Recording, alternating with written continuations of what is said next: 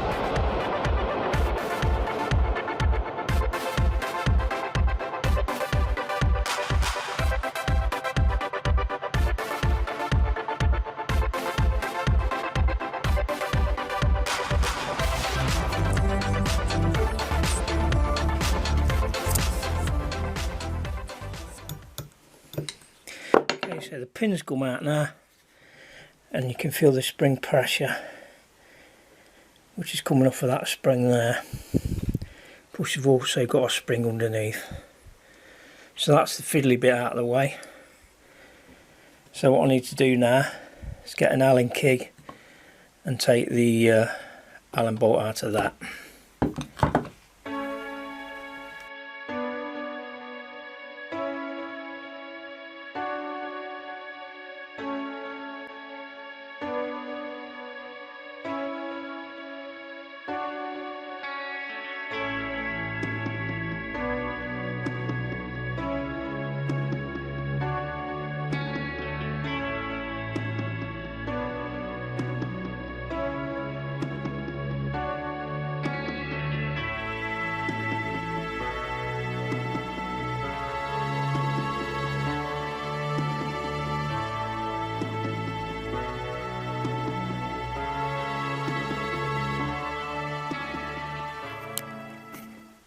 Okay, now I need to remove the bolt using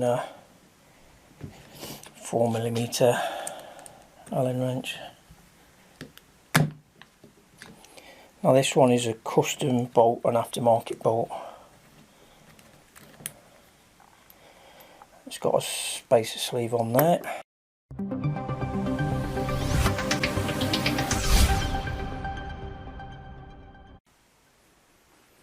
Okay, remove the block and barrel. So that's a screw in the breech area, 2.5mm. Allen screw, Allen bolt, whatever you want to call it. So that comes out, and then there's another one inside the fill probe area.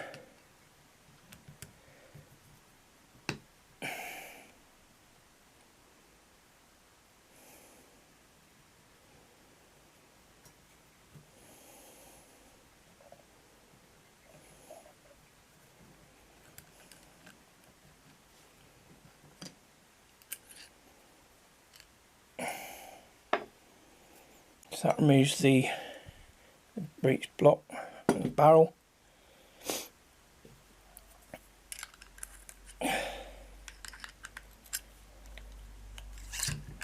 So the hammer's now out.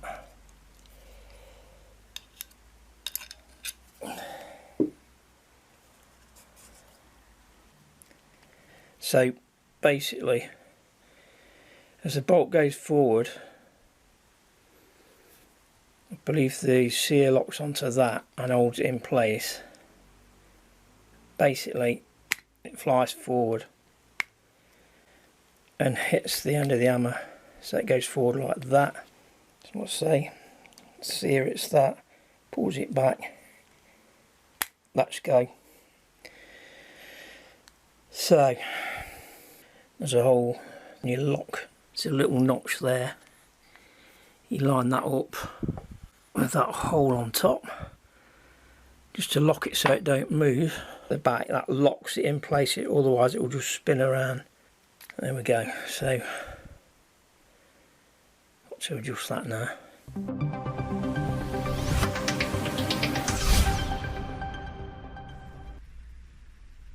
That's the adjustment.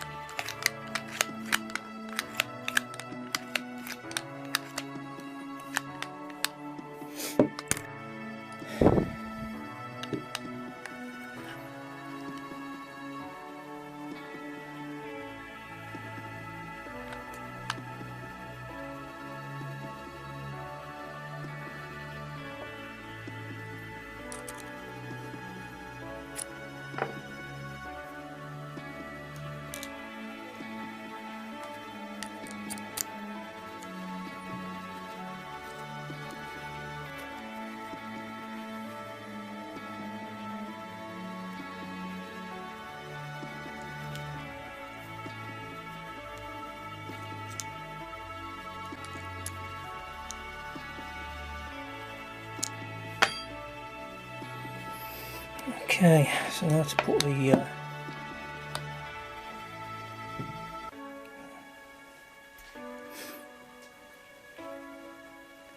this is the most fiddly thing going. So you've got a spring just there and a spring on top.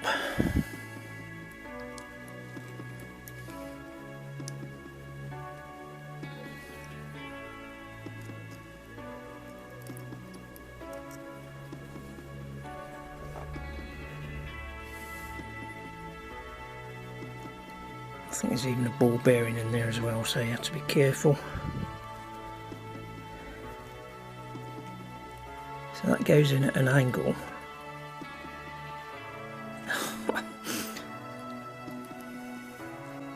So actually you've got about 2 pairs of hands.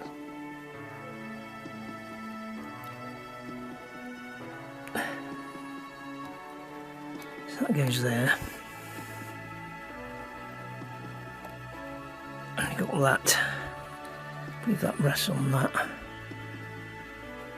Plus, you've got to get that hole lined up as well.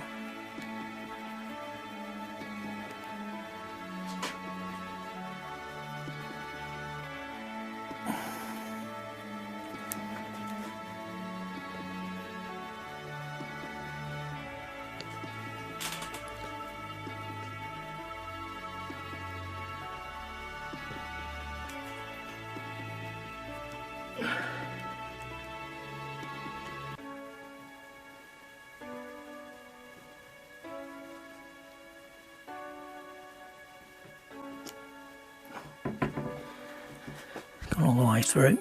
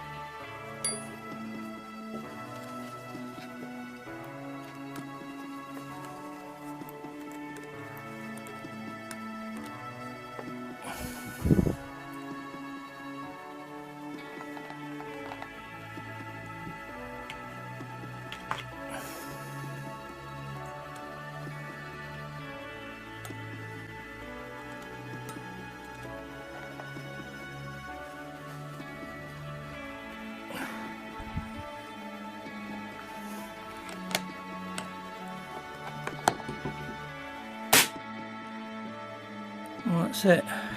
Back together we go. Like I say, a bit of a fiddly thing. Bit of touchy-feely type thing in a way. So what I'm going to do now is chronograph it, see how she did. Okay then, put the rifle back together, it's just the reverse.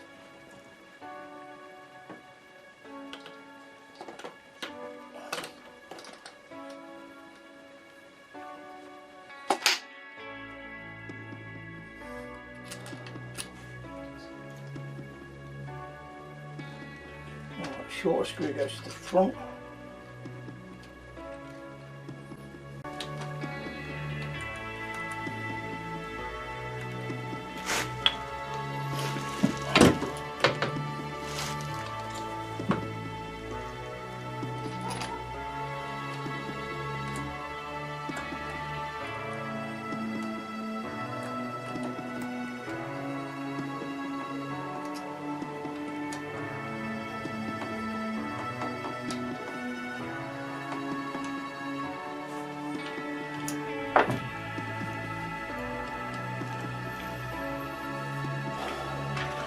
Push it back on.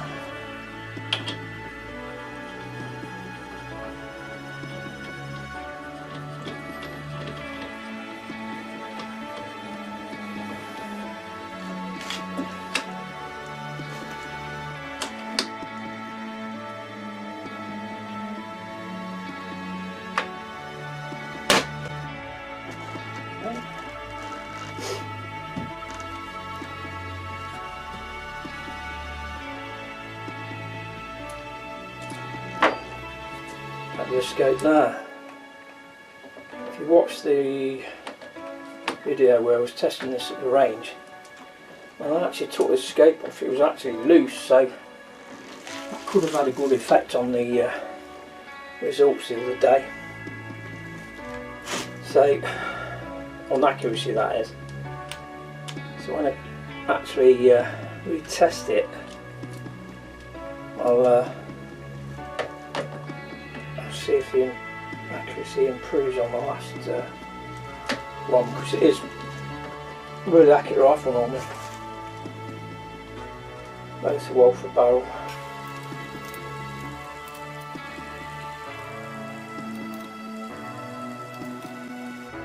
And I put the H&N18s through it because I remember back at the chronograph testing, it was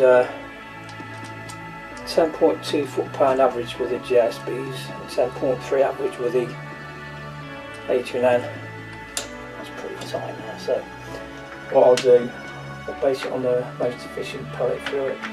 Although, looking back at it, the JSB heavies, they was averaging about 11.6, so I have to make sure it's not going too much over, and I'll try them through.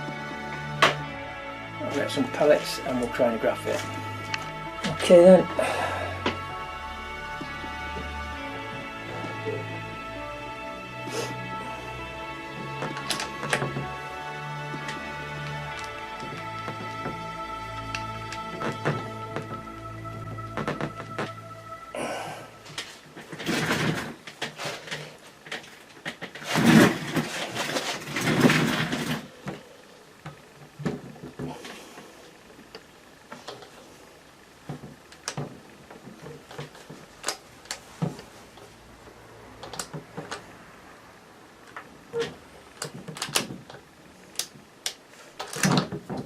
Good.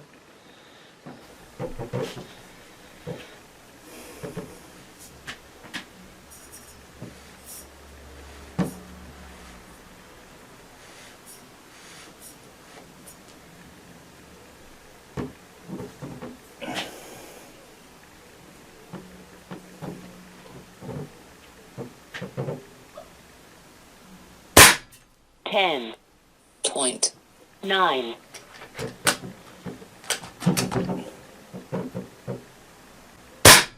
$10.8 10.7 10.4 10.8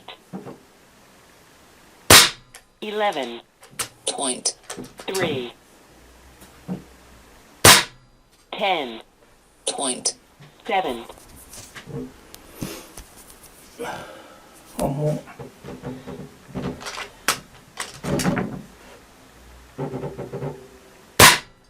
$11.1 Okay, that's the first 8, and there's another 8 through it. So, I'd say the average on this yesterday was 11.3.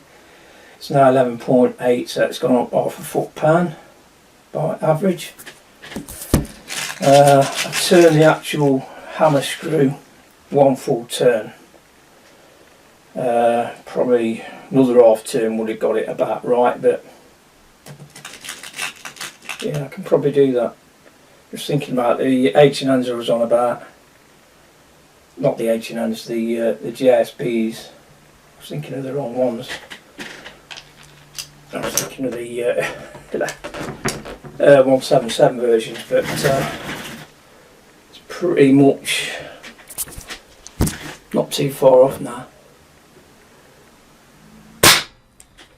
Didn't record for some reason. I know why. Got something in the way. 11.2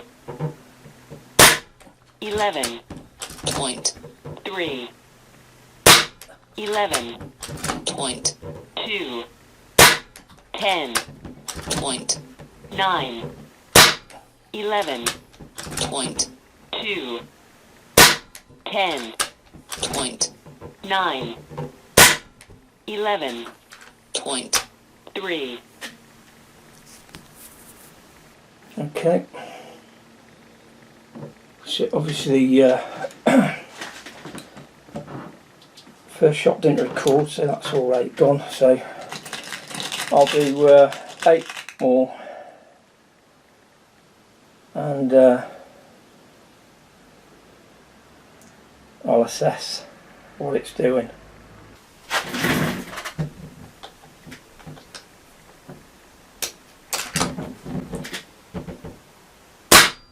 $11.2 11.2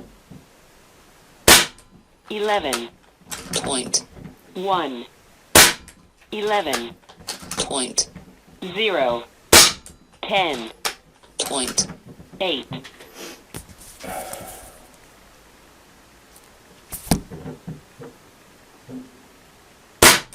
Ten point 1, 9 point 9, 9 point 6. Well, let's bugger the apple cart up. The last two. Let's get rid of them. Average of 11, high of 11.3, low of 10.1.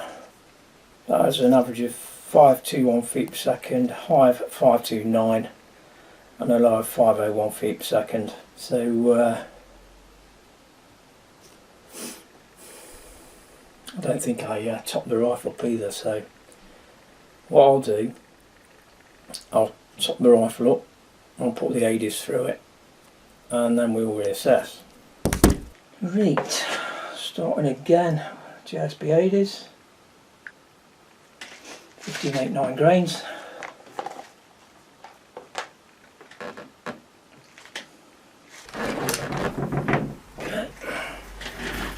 There we go now.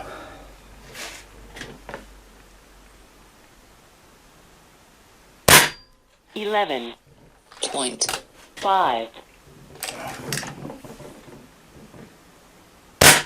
11 point 5. 11 point 4. 11 point 3. 11 point 6. 11 point 3. 11 point 4. One more. 11 point 4. So, looking at that, the rifle is now on tune.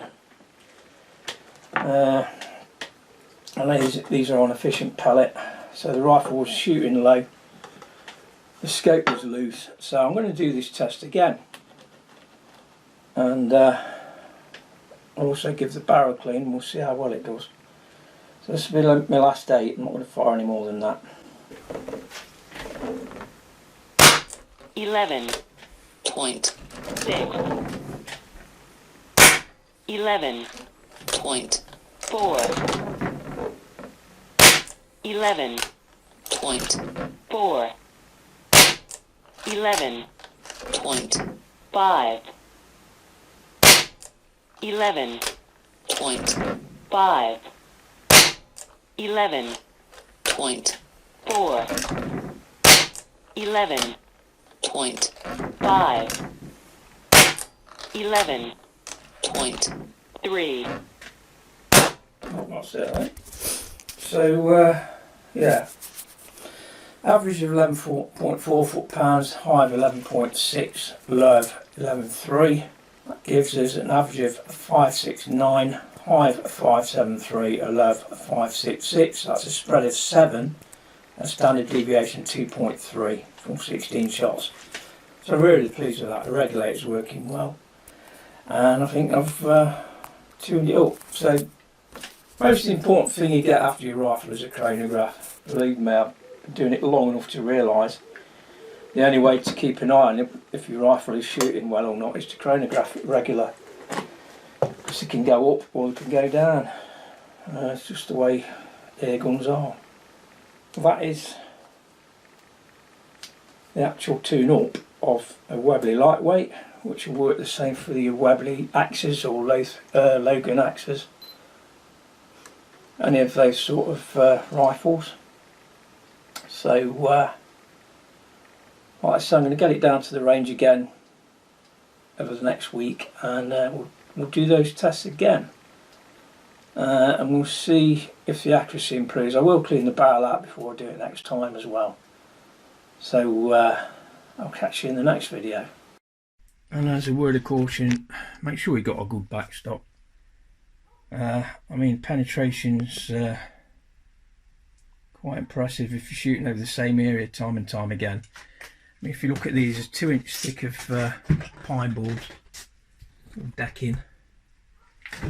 I'll do this one and we'll see if it's gone through the first board yet, but probably not far off it, to be honest.